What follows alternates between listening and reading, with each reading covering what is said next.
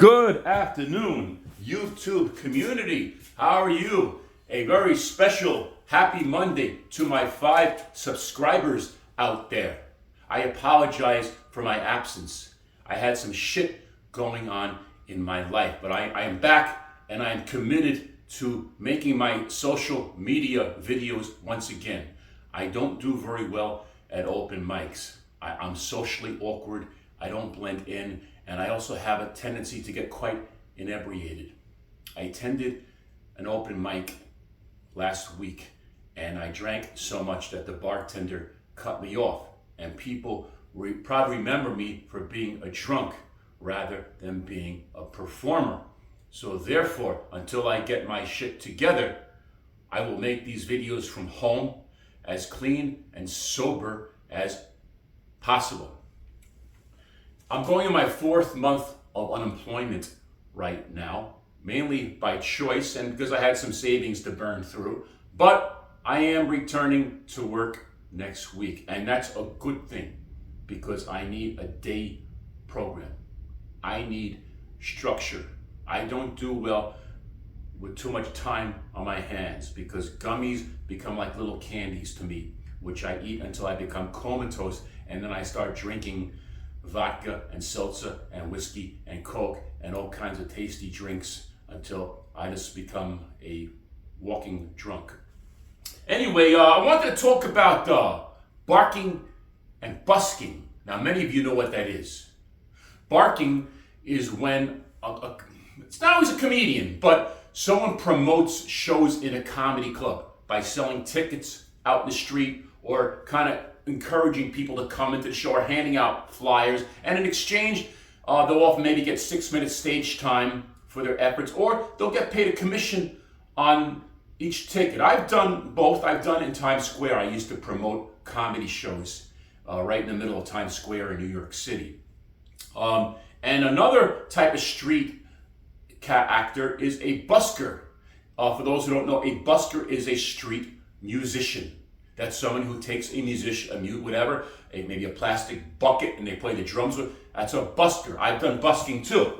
And I used to busk in the streets of Manhattan. I have some stories to tell. There was a gentleman who I teamed up with. We met one time. He came up to me. He was drunk.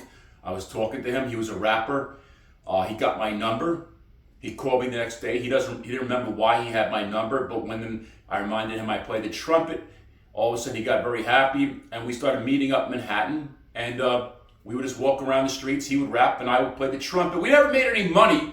Usually the money would go into getting him drunk, and then the object of the night was how many cigarettes he could bum off of people, how many girls' numbers he can get, and eventually he would get into trouble with the police. We would go into stores. He would try to boost a bag of potato chips. He would go into a liquor store and smoke cigarettes, and if the owner confronted him, he would put the cigarette right out on the floor right in front of them. He would be belligerent with police officers. One time he wound up in cuffs. I backed away just before the cops put him in the cuffs. I didn't want to end up in the cuffs with him because I've been in cuffs for public drunkenness, and it's not fun. Another individual I met was in another borough of New York City one time. My biggest fans were drunk or homeless people. A homeless gentleman approached me, and I was hanging around with him. I was playing. He liked the way I was playing. He said he would pay to see me play. I don't know how. He didn't have any money, and I actually wound up buying him a bottle of vodka. But he wanted me to come under the bridge and meet his wife and meet all his friends underneath the bridge where he lived. And we're walking down the street, and then he flipped on me. I got scared. He started yelling and cursing. I guess he started hearing voices. Started saying he was going to talk about killing, and I got scared. So how do I get away from this guy? I'm on foot. And then I realized that he's got a shopping cart. Everything he owned is in that shopping cart. He's not going to leave that shopping cart to chase me. So I ran. And he was screaming and yelling, "I'll kill you up," but he didn't leave the shopping cart. Anyway, folks, I've been doing some busking here in Las Vegas. I need a wagon. My next expenditure is going to be a fold-up wagon because I have a lot of equipment. I got my trumpet. I got a music stand.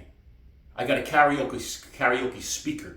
I got an easel for the speaker. I'm going to get another easel with like a poster so I can put my social media information on the poster. And I've been carrying all this shit on my back on an Uber bag, and it's hurting my back. I come home in the cold, my bones are aching. So I'm just waiting for this wagon to come in the mail, and I will be on the streets performing comedy and music and talk live on the streets. I do better working alone. I do better in social media. I do better in places where I'm not tempted to drink and get high. At open mics, I'm socially awkward, and I end up becoming quite fucked up. That's all I have to say, folks. I am going to do my best to show up and make more videos for you.